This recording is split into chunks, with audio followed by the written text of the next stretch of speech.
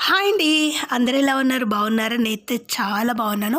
మీరందరూ కూడా చాలా చాలా బాగుంటారని అనుకుంటున్నాను. ఈ చిన్ని చిన్ని రోజాలు చూడండి ఎంత బాగున్నాయో. సో, నాకైతే ఇవి ఎలా అనిపిస్తాయంటే మన దగ్గర అవి నాటు గులాబీలు ఉన్నాయి కదా! గులాబీలకు ఇవి సేమ్ యాసిడిటీగా అలాగే ఉంటాయి. కానీ వీటిని బటన్ రోజెస్ అంటారనమాట. గుత్తులు గుత్తులుగా కాస్తాయి. కాకపోతే మనకి ఇంకా వాటర్ ఉండవు కదా మనకు. సో, అందుకని కాస్త తక్కువగానే కాస్తాయనమాట. ఒక్కరోజు వాటర్ అంటే వర్షాకాలం చూడాలి, ఫుల్ కాస్తాయి. ఇంకా బాగా కాస్తాయనమాట. సో, ఇప్పుడు వాటర్ మనకు చాలా తక్కువ. వర్షాకాలం అంటే పెద్దగా మనం నీళ్ళు పోయం కదా! సో, వర్షాలు వచ్చినప్పుడు మాత్రం ఫుల్ వికసిస్తాయన్నమాట.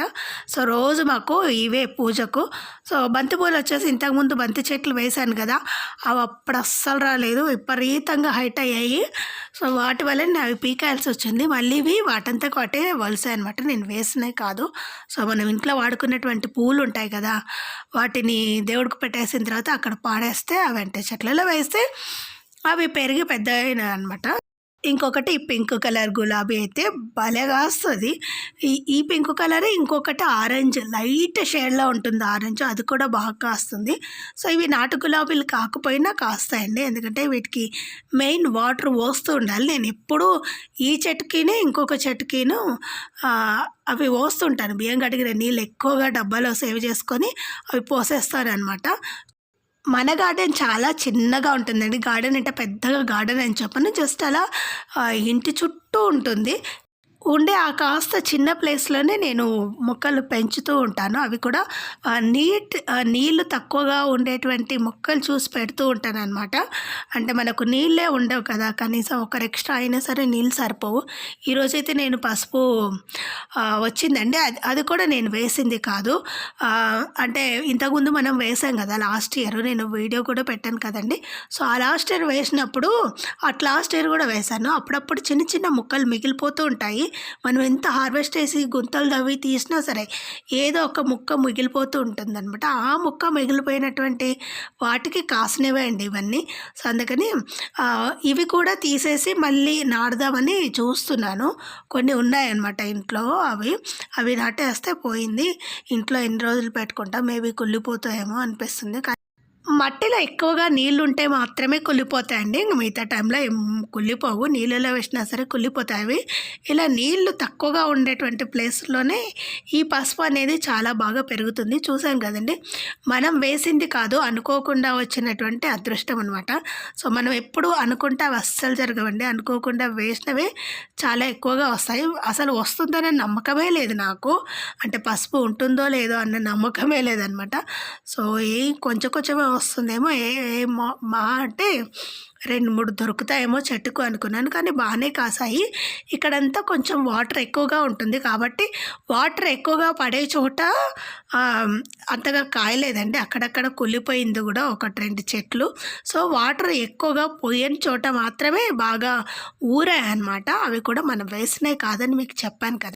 లాస్ట్ ఇయర్ వచ్చేసి 20 కేజీలు పైగానే అయిందండి. ఈ ఇయర్ ఎందుకు ఇంత తొందరగా హార్వెస్ట్ చేస్తున్నా అంటే అవన్నీ చెట్లు చూస్తుంటే ఇంకా దగ్గరకు వచ్చేసాయన్నమాట.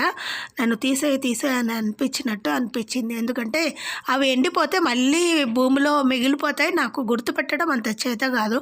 ఎందుకంటే అవి ఎండిపోయినప్పుడు అవి పైవన్నీ ఎగిరిపోతూ ఉంటాయి. పైన కొమ్మలు వస్తాయి కదా! సో, ఆ కొమ్మలన్నీ ఎండిపోయి గడ్డిలాగా ఎగిరిపోతూ ఉంటాయన్నమాట.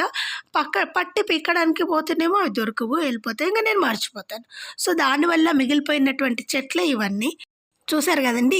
ఇటు పక్క అసలు నీళ్ళు తక్కువగా ఉంటాయి. పైగా ఇసుక నేలనమాట. ఈ మూలకు కొంచెం ఇసుకగా ఉంటుంది. దానివల్ల ఇక్కడ చాలా బాగా వచ్చాయన్నమాట పసుపు. సో, ఎక్కువగా నీళ్ళు ఉండకుండా ఇసుక పొలంలో అయితే బాగా పండుతాయి ఇవి. మరీ గట్టిగా నేల బిగిసిపోయి ఉంటే కూడా పండవని నాకు అనిపిస్తుంది. అంటే నేను చూసిన ఈ 3 ఏళ్లలో నేను తెలుసుకున్నటువంటి ఒక గుణపాఠం అనుకోవాలి. అంటే నేర్చుకున్నాననమాట. పసుపు ఎలా పండియాలో, ఎక్కడ పండుతుంది, ఏ విధంగా పండుతుందని. వీటికేమో బాగా నేల పొడి పొడిగా ఉండాలి, ఇసుకతో కూడి ఉండాలి, నీళ్ళు తక్కువగా పోయాలన్నమాట. ఎక్కువగా నీళ్ళు అవసరం ఉండదు వీటికి. నేను ఈ చిన్న డబ్బు ఉంది కదా! దానికి సగం గూడా వస్తాయో లేవో అనుకున్నా గానీ, నిండుగా వచ్చాయండి. ఇది ఇంకొకటనమాట. ఇక్కడ గూడా ఇసుక నేలనే. పెద్దగా ఏమి రావనుకున్నాను. కానీ ఈ ఇసుక నేలలోనే చాలా పెద్ద పెద్దగా బాగా అయ్యాయనమాట. నేను ఒక్కరోజు గూడా పట్టించుకుంది లేదు వాటిని. సో, పట్టించుకోనప్పుడే అవి బాగా వస్తాయనమాట. పట్టించుకుంటే అసలు రావు. సో, ఫైనల్‌గా ఇంతే అండి ఇది. చూడకుండా ఉన్నటువంటివి అనమాట. ఇయర్ అస్సలు వెయ్యలేదు. కావాలనే వెయ్యలేదు. ఎందుకు అంటే 3 ఇయర్స్ నుంచి నేను కంటిన్యూగా వేస్తున్నాను. అలా కంటిన్యూగా వేయడం వల్ల మళ్ళీ వేస్తే పంట సరిగ్గా రాదు. వేసిన పంట మరీ మరీ వేసినట్టు అవుతుంది కాబట్టి వాటికి బలం సరిపోదన్న ఉద్దేశంతో నేను ఇయర్ వేయలేదండి. అసలు ఒక్కటి కూడా వేయలేదు. అవి మిగిలిపోయిన ముక్కలతోనే ఇంత వచ్చేసిందనమాట. ఇప్పుడు వీటిని కడిగేద్దాం. బాగా నిండా నీళ్ళు పట్టేస్తే కొద్దిసేపు ఉంచితే మట్టంతా వదిలిపోతుందనమాట. అప్పుడు కడిగి మనం పక్కకు తీసేస్తే సగానికి సగం మట్టినే ఉంటుంది. సో, బాగా కడగాలి వీటిని. వీటిని తీసేది ఒక పెద్ద పని, కడిగేది ఒక పెద్ద పని, అలాగే కోయడము, ఎండబెట్టడము ఇంకొక పెద్ద పని ప్రాసెస్ అనమాట. సో, పండడం మాత్రం ఈజీగానే పండిపోతాయి. అవి మనకి చిన్న ప్లేస్ కాబట్టి ఈజీగానే పండుతాయి. మేబీ రైతులకైతే ఈజీగా కాకపోవచ్చేమో అని నా ఉద్దేశం. ఎందుకంటే మనం చిన్న చిన్న వాటికే చూస్తూ ఉంటాం కదా! నీళ్ళు ఉన్నప్పుడు ఒక బాధ, లేనప్పుడు ఒక బాధ, ఎక్కువైతే ఒక బాధ. సో, మిగతా టైంలో ఎలుకలు తవ్వడం ఒక బాధ. సో, వాటి వల్ల చాలా లాస్ కూడా వస్తుందన్నమాట.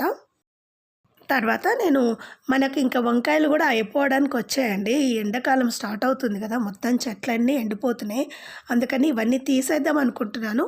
ఇంకా దీనికి 1, 2 పిందెలు అక్కడక్కడ కనిపిస్తున్నాయి. అందుకే ఈ 2 చెట్లను తీసేయబుద్ధి కాలేదండి. ఎందుకంటే మనసు రాలేదు. మళ్ళీ ఏమో 1, 2 కాస్తాయేమో. ఆ 1, 2 కూడా పప్పులోకొస్తాయనమాట. నేను వంకాయ పప్పు చేస్తాను, బావుంటుంది.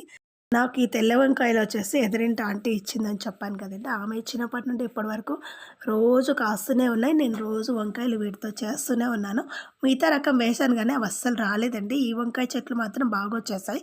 సో, ఇప్పుడు పైన మన టెర్రస్ పైన టబ్బుల్లో ఆకుకూర పెంచుతాం కదండీ! సో, ఆ ఆకుకూరని ఇప్పుడు కోయడానికి వచ్చాను. అది కూడా మొన్న పాలకూర కోసాను కదా! ఈరోజైతే పప్పు కోసం నేను అది ఉంది కొంచెం బచ్చల కూర. ఇప్పుడు ఎండాకాలంలో బాగా వస్తుందనమాట.